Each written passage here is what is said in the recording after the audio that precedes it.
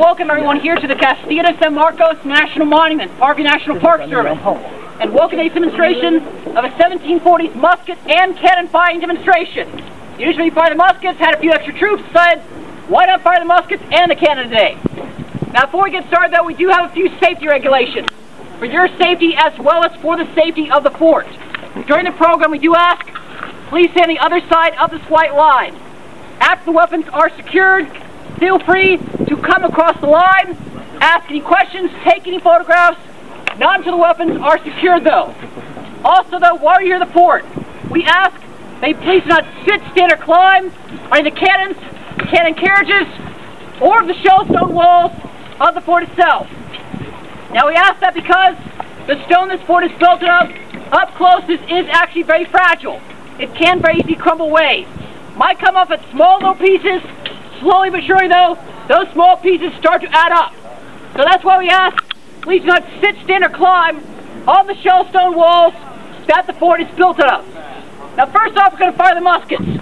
Now the way we're going to fire these muskets, as well as this cannon, not exactly what you've seen in the movies. Because the movies, sorry to break it to you, they got it wrong. We're doing all this the right way. The way they actually would have done it in the 1700s. Now with muskets, with the infantry, you do line the soldiers up. Those long lines. March out in wide open fields, firing those mass volleys right on each other. And the reason you're doing that, all these weapons are your standard flintlock style, smooth bore muskets. These weapons are only accurate up to about 75 yards. After that, you don't know where the musket ball is going to go.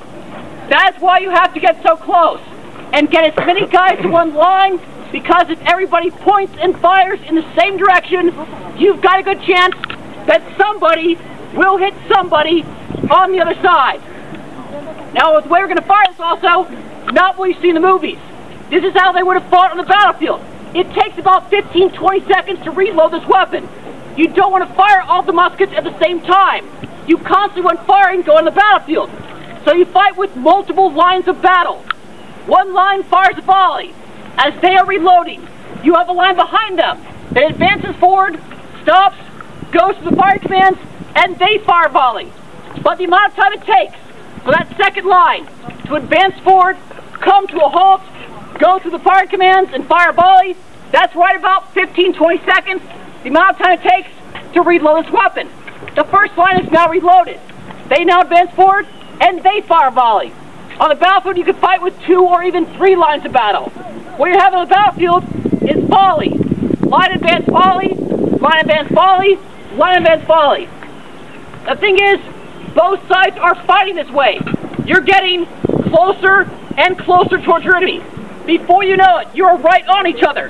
That's when you switch to the bayonet and hand-to-hand combat. This weapon now becomes a 9-pound club with a knife at the end of it. Still a pretty handy tool. Hit the guy with this, or stab with a bayonet. That's basically how most battles in the 1700s. So we're going to fire a few shots, showing you what you would have seen actually on the battlefield in the 1700s with the advancing volleys.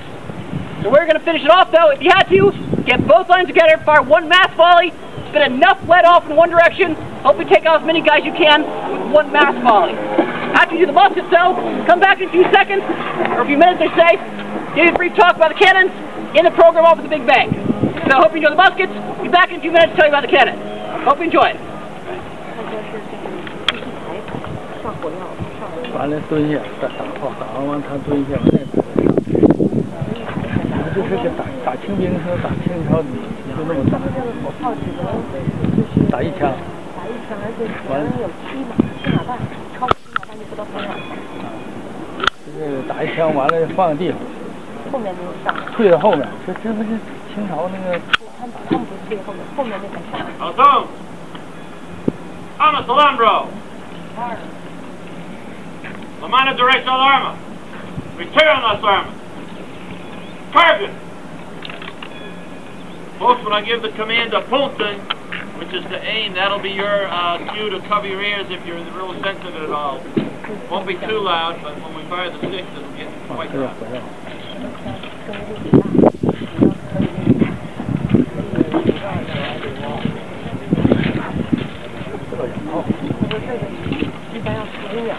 把这个穿过。你现在已经检查一遍了。Order Uno. The monitor directional armor. Return this arm. Repair this arm. Oppose them. Despairing. Return this arm. Carcass. 就是要放，因为咱现在列枪，他这个没有不就是没说子弹。Order those. Adolescent. Fire. Also, the monitor directional armor. Return this armor. Prepare this armor. Oppose them.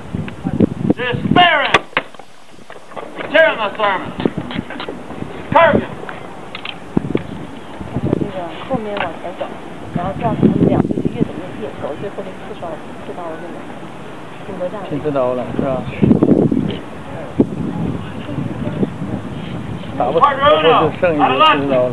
他们都傻呀，刚才电脑上一都傻。Also, I'm on a directional assignment. Return the assignment. Prepare the assignment. Oppose them. 骑马嘛，这样一咣咣全打。Return the assignment. 全打了。Carcass. 到连军就得丢一下。Where's your dude? Adolescent. 就这么打，然后就打败了。Also, I'm on a directional assignment. Return the assignment. Oppose them. 完敲了5下。Despairing. 听没响？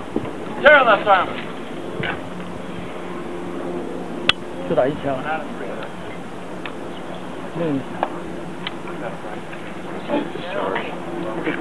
哑炮了。完。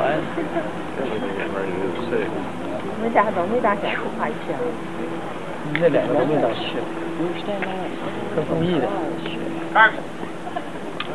不是。这种危险，自己。